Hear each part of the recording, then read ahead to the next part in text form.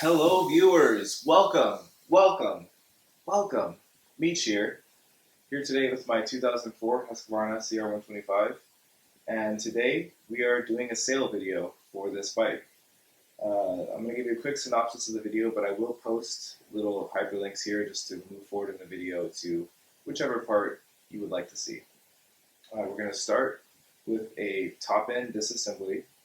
After that's done, we'll disassemble the cylinder, clean everything up, and then I will give you a nice up-close look at the internals of the motor. After that's finished, we'll put the cylinder back together, we'll do a carburetor rebuild, and finally put the top end back together. Once the bike is reassembled, we'll then do some glamour shots, give you some nice up-close looks at the bike while it's in the sun looking all pretty. And then finally, to finish the video off, I want to add some idle videos. That will consist of two parts. One part will be a cold start with the choke up, a little bit of baby warm up, and then an idle. And then the last part is going to be a warm start with the choke down and an idle as well. Just so that you can see before you come to see the bike, before you purchase into this, you can see exactly how the bike runs, exactly what the internals look like, exactly what the close-up details are of this bike, and have a good idea of what you're getting involved with. Now, this bike does only have about 24 hours on it from its original condition. And so that's part of the reason for making this video, is to really show what I am saying. And with that, we're pretty much ready to go, so let's get this started.